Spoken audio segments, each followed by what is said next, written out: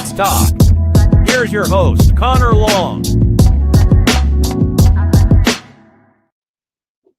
Ladies and gentlemen, day one of New York Jets training camp is in the books. There are a lot of takeaways, a lot of observations from those out in Florham Park to dive into. And right here on a live edition of NY Flight Jets Talk, we're going to do just that, baby, coming up right here on the show. Let's roll. This is NY Flight Jets Talk with Connor Long. NY Flight Jets Talk. We're talking Jets, Jets, Jets, Jets, Jets, Jets. NY Flight Jets Talk with special guests. NY Flight Jets Talk. Here's your host, Connor Long. Jets, Jets, Jets, Jets, Jets, Jets, Jets, Jets, Jets, Jets, Jets, Jets. What is going on, New York Jet fans? Hello, everyone. Welcome back here into another live edition of NY Flight Jets Talk, coming to you guys right here on this Wednesday afternoon, July 29th. Thank you all for hanging out with us right here on the program. New York Jets training camp practice numero uno is in the books, and we're here to break it down right here on the pod. Thank you all again for tuning in. Hit like, hit subscribe if you haven't already. It is completely free and continues to help us grow right here on the program. Questions, comments, thoughts, throw all of those in the live chat. We're going to get to that throughout the course of the program. Want to talk biggest takeaways from today. Day one of training camp, always a little slow, a little too early to start analyzing training camp stats. But nevertheless, training camp has begun. It's good to see. Happy that there's going to be more stuff to talk about progressively in Jets land, that there is news, that there are takeaways. You see the guys out on the field. There are going to be plays being made these next few days, and then we'll look up, and preseason will be here soon. So excited that it's training camp, and we will break down the top takeaways from today. Again, like I said, it was a slow practice overall, just following around on Twitter. No huge plays to really dissect or highlight reels from the Jets official account that's worth pulling up here on the channel. I think the biggest kind of noteworthy nugget that I kept monitoring throughout the day and saw was a reoccurring theme. The defense won today. It was a defense-heavy practice. They won in that regard. Not that the offense played poorly or anything, or there were any big issues there. It was just the defense seemed to get the better end of the stick there. Geno seemed to be like a fine practice for him. Didn't light it up for better or worse. Finished, according to Zach Rosenblatt of The Athletic, 3 of 5 with a drop from Isaiah Williams in 11 on 11, and then 4 of 5 in 7 on 7s. So a solid day for him. As for Cade Klubnik, 2 of 4 in 11 on 11 with an interception, and 3 of 4 in 7 on 7. So not as great of a day for Klubnik, but Geno seems to have gotten off to a nice start in the stat category, as much as you guys want to value that to begin training camp. So good to see that. He was out there, he's moving, looked fine, no injuries to the quarterback. There was an injury, though, most notably, as Aaron Glenn announced at the podium later on after practice, to cornerback D'Angelo Pons. The good news is, folks, don't worry. According to Glenn, it's nothing serious. Instead, something that they will just be monitoring these next few practices, and he will be, it seems to be that he is going to end up being okay, which is always good to hear. So they're just going to be cautious with that, slow play him, which is what you want to see around training camp time. Two injuries that happened to rookies in the beginning of the offseason programs, with Kenyon Sadiq and Cade Klubnik having their respective issues. Klubnik with a back issue, and then Sadiq had a hernia. They ultimately were fine. They were out practicing today for training camp. It's just always good to be cautious with these young guys, because you don't want to force them now when it doesn't matter in training camp, and then have something flare up right before the season starts, or have it become a bigger issue than it first was. So at the end of the day, I'm okay with the Jets slow playing Pons and not forcing him into action. Again, nothing really serious there. Just a calf strain, according to Glenn. Mozzie Smith is working through a hamstring issue. Same goes for T'Vondre Sweat, who is on the non-football injury list, not expected to be there long, though. And again, Joseph Osai on the PUP physically unable to perform list. Going to be a short-lived stint there for him. So no major injuries day one into training camp. That is a positive sight to see. Let's hope it stays that way throughout the course of these practices over the next few weeks. I am looking forward to seeing what goes down in terms of just highlight plays, anything that will give this fan base excitement before the season starts, because Folks need reasons for optimism, and I don't blame them. Coming off a 3-win season, there are not a lot of reasons to particularly be excited about the future. Oh, there's this quarterback that we have, or this coach that we're excited to watch. There's none of that right now. So hopefully that optimism can build throughout the course of training camp to some sort of extent. I thought Glenn overall handled his presser really well. There were no highlight reel moments that are gonna be remembered forever. Not like the presser at the combine where he touted play calling as his superpower. Thought he did a good job at the podium today. Didn't create too much. Didn't give reporters necessarily an inside look into his process and what he has learned since becoming, as he enters his second season as a head coach, what he learned from year one. So overall, I thought Glenn handled the media fairly well today. Nothing that was really clipped or brought up as a huge highlight moment. So that's always good to see.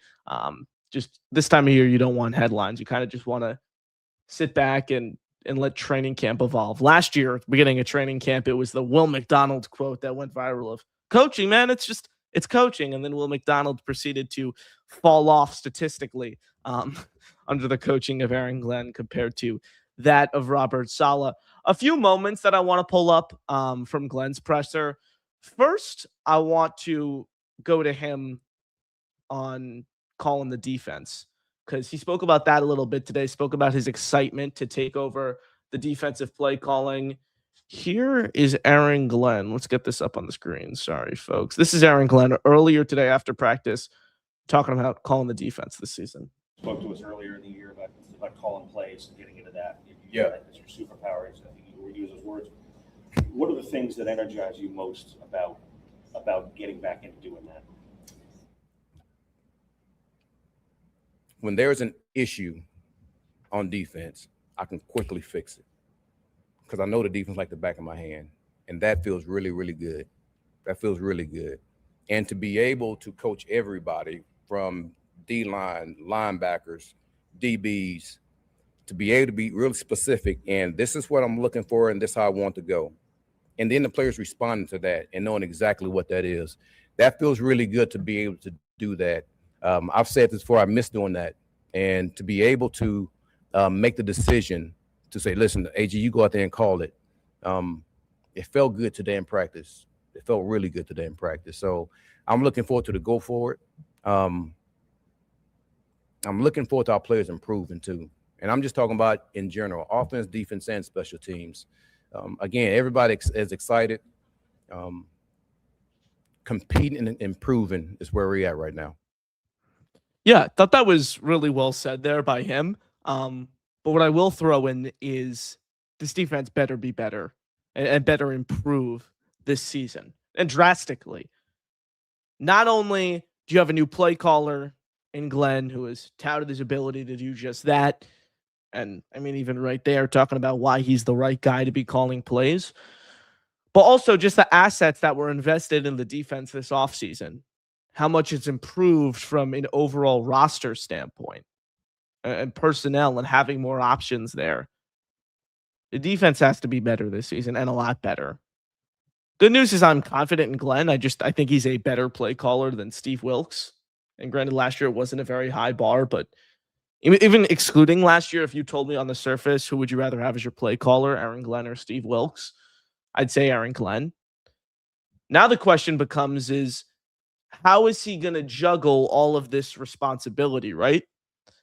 We saw at points it was an issue last year for him to handle everything and making game management mistakes and things of that nature.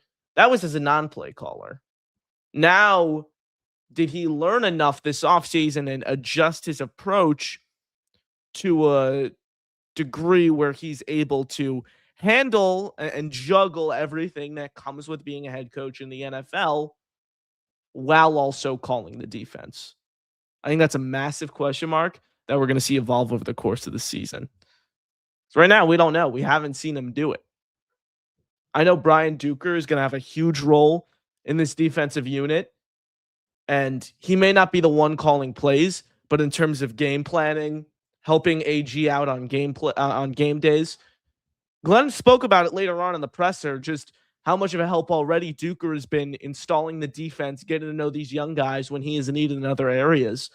That's everything. And that's why I was a fan of the hire to begin with. I know people wanted the next young, up-and-coming, rising defensive mind to call plays. Would that have been great? Sure. But I think Glenn knew after what happened last year, all along, he wanted to be calling plays this season. So why not bring in a guy who has experience working under him, has worked with this system before? I just think that makes a lot of sense. I really do. And I'm looking forward to seeing how that could evolve and what that partnership of sorts looks like throughout the course of the season. Because I think Duker is going to have a larger role than a lot of people think out there. So I'm certainly intrigued to see what that tandem looks like and how the defense is able to hopefully improve throughout the course of this season after how bad they were last year. It's kind of my main takeaways from today. Again, it was a quieter practice. Garrett Wilson had a great quote on AD Mitchell, calling him a ticking time bomb. Found that to be a good one from Garrett. I don't know. I just like the vibes around this team right now. A smiling Garrett Wilson went up the podium and started things off today by saying, I have a feeling this is going to be a special year. It's just different. Was a quote. And I think another great point that Garrett made during his session with reporters today is talking about the veterans that the Jets have brought in this offseason, the DeMario Davis of the world, the Minka Fitzpatricks of the world, the David Onyemadas of the world. I've said all along that's been super important, but he brings a great point about talking about none of these guys have an association to the Jets and what they have done or failed to do these past few years. And I quote from Garrett, they're bringing this winning mindset, winning energy that we're trying to latch onto. For a young team that's been in the rebuild, that is in a rebuilding phase, frankly, that is super valuable to have. So the fact that that's being acknowledged within the locker room and there's already been a difference there internally is super, super important. So that's very promising to hear off the jump from Garrett. Hit like, hit subscribe. Thank you all for joining us right here on the channel. Questions, comments, thoughts, throw all of those in the chat. We are going to get to those. Nathan starts us off, says, Brees presser yesterday when asked about the weapons he's excited to have around. He mentioned tight ends, Garrett, AD, and Braylon. Didn't mention Omar. Wonder if it's a reflection of how the Jets feel. I could be reading into it too much, but he mentioned those guys multiple times and all the hype we've been hearing about AD. You add this in, and I wonder if it means anything. Yeah, I wouldn't go too deep into that. There are a lot of guys on the offense, and like name could have slipped out.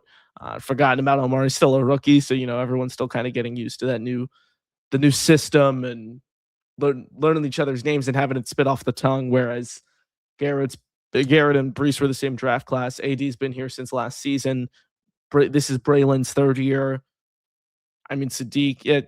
He said the tight end, so he didn't necessarily specify, although I didn't hear the quote, or I don't recall it directly off the top of my head, so I could be wrong, but I wouldn't look too far into that. I think AD is going to open the year up as the Jets wide receiver 2, if I had to make a prediction, and then maybe Omar Cooper Jr. could win it down the stretch. I'm confident in AD, though. He's been one of the best separators in football his 2 years in the league. He just hasn't had a QB, whether it be with the Colts or his half season with the Jets last year, who's been able to get him the football when he's wide open downfield. I really think Geno could be that guy. At points, Geno has been one of the best deep passers in football throughout his career. So being able to bring that to New York, not only help AD, but a guy like Arian Smith, who got open a fair amount on film last year, but just had no involvement into the offense. I think Geno can be a helping hand there and integrate him as well. I'm looking forward to seeing how Geno builds rapport with all these different guys, the tight ends too, of course, but especially AD Mitchell and Arian Smith, because of that deep ball ability and the connection that I think they may be able to establish because of that. DTN, I'm a little worried about Glenn when he was the defense towards the media. Defensive towards the media, that he's the head coach when he was a defensive coach in the past. Hopefully I'm wrong. I will say this. Since Glenn got hired and the evolution arc since then, he's gotten a lot better in dealing with the media. He's gotten far less combative. He's stayed a little more secretive. He's been better with like evading questions. I mean, you could tell Darren Muji is just media trained. That guy gives you nothing. And from a fan's perspective, I think everyone should like that. You don't necessarily want your GM out there spilling the tea and spilling information publicly to reporters or talking to reporters outside a media room. But yeah, Muji really has been tight-lipped since the introductory press conference until now. So yeah, the Jets have definitely, and Glenn in particular, have gotten a lot better in that regard and not spilling, too much to the media. And in Glenn's case, getting a lot less combative. So good for him there. Good for him. We'll be back tomorrow. We'll definitely have content. Just a quick, 15, 20-minute recap. I'm going to start trying to do these almost every day now with training camp here. At least when I'm solo. When I have a guest, we go a lot longer, go more in depth, bounce ideas off each other, go to the chat much more. When it's me solo, you guys are new to the pod, kind of just come on here, talk 15, 20 minutes. You guys want more of my work, jetsxfactor.com if you're not reading me over there already. Thank you all. This was fun. Practice tomorrow, practice Friday. We will have pods both tomorrow and Friday, excuse me. Antoine Staley of the New York Daily News is our guest tomorrow. So we will get an eyewitness breakdown from someone who's not only at practice today, but will also be there tomorrow as well. So looking forward to having Antoine back on the show, tell us what he's seen in person at One Jets Drive throughout training camp. Then we'll have a pod Friday into the weekend. So thank you all for hanging out with us. Appreciate all your support and sticking with us right here on the channel. Hit like, hit subscribe. It was a bit of a hiatus for us in terms of just doing consistent live shows. So the algorithm is obviously not going to be on my side to begin with. So if you can, please just do your part in hitting like and hitting subscribe.